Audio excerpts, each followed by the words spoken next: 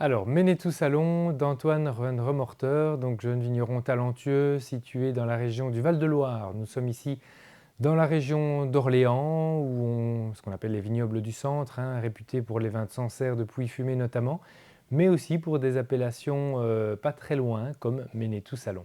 Alors Ménétou Salon, on y cultive deux cépages. Pour le vin blanc, c'est du Sauvignon uniquement, du Sauvignon blanc. Et pour le vin rouge, c'est du Pinot Noir. Alors, si on songe un petit peu au cépage blanc, le Sauvignon blanc, c'est sa terre natale, c'est la région du Val-de-Loire. Et on le retrouve en France dans d'autres endroits, et notamment à Bordeaux, souvent à ce moment-là assemblé au sémillon, qui lui apporte un peu plus de richesse, un peu plus de corps. Et donc souvent ces vins seront élevés en fût de chêne, ce n'est pas une obligation, mais ce sera souvent le cas, comme les vins de Grave, de Pessac-Léognan et certains entre-deux-mers également. On le retrouve aussi dans des vins de Pays d'Oc, par exemple, sur le Languedoc-Roussillon.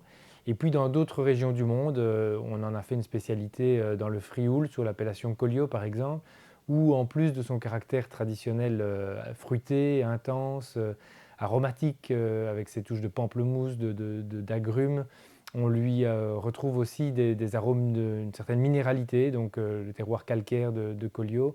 C'est un cépage qui transmet bien la minéralité quand il est sur ses sols de craie, de calcaire, éventuellement de schiste, comme on a dans certaines zones de Sancerre et de Pouilly-Fumé. Donc c'est un cépage qu'on retrouve aussi plus loin, si on regarde dans ce qu'on appelle le Nouveau Monde, et bien notamment la Nouvelle-Zélande en a fait sa spécialité, où on a souvent à ce moment-là un caractère encore plus intense et souvent des touches très exotiques et puis un caractère végétal, un contraste parfois entre ces notes un petit peu d'asperges, d'herbes fraîchement coupées, de poivrons, et couplées à des notes de fruits de la passion, de mangue, cela souvent dû à des récoltes à différentes étapes de maturité du raisin, un peu moins mûr, un peu plus mûr. Donc un cépage qu'on trouve aussi dans d'autres endroits du Nouveau Monde, évidemment, comme au Chili, en Afrique du Sud, en Californie. Donc un cépage qui voyage bien, on va dire. Mais si on revient à son origine, et ici en l'occurrence le Val-de-Loire, je propose de déguster ce Ménétou Salon, dont les vignes sont travaillées en bio. Alors, on a tout d'abord une robe d'intensité faible à moyenne, on va dire moyennement soutenue pour celui-ci, mais le Sauvignon, c'est souvent une robe d'intensité faible à moyenne. Des reflets encore un petit peu verdâtres, synonyme de jeunesse pour cette cuvée. Au nez, on retrouve vraiment le cépage, mais dans un vin très fin, très élégant. Donc, ce n'est pas non plus une caricature de Sauvignon comme on peut retrouver parfois, et j'entends par là des vins très intenses, à la limite d'être écœurants. Ici, oui, on a ces touches fruitées, dominées par le pamplemousse, par les agrumes, touches de pommes vertes, un petit côté exotique également, un petit soupçon d'ananas, mais sans être trop présent non plus. Ce vin n'est pas élevé en fût de chêne du tout, il n'est pas boisé, et puis quand on le travaille au deuxième nez, à la fois on a un caractère minéral typique du terroir calcaire de l'appellation, ainsi que des touches légèrement végétales, mais juste un soupçon rappelant le buis notamment. Donc c'est vraiment un joli, un bel ensemble, et qui permet à chaque famille d'arômes de trouver vraiment sa place. Donc ça fait des sauvignons hyper raffinés et très très élégants. En bouche à présent.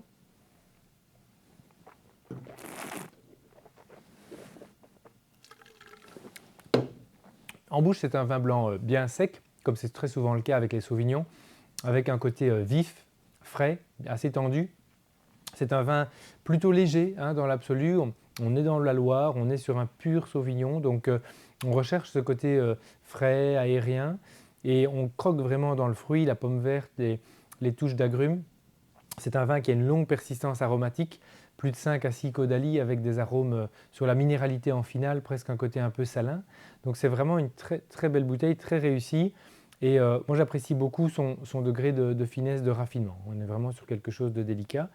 Et en termes d'accord mets et vin, eh bien, on peut le consommer déjà dès maintenant pendant les 5 ans qui viennent, avec soit à l'apéritif, par exemple quelques tomates crevettes, quelque chose de plutôt léger. Sinon, sur une entrée, on peut songer à un carpaccio de poisson, un tartare de poisson. Tout ce qui est cru en général fonctionne bien avec la vivacité du cépage.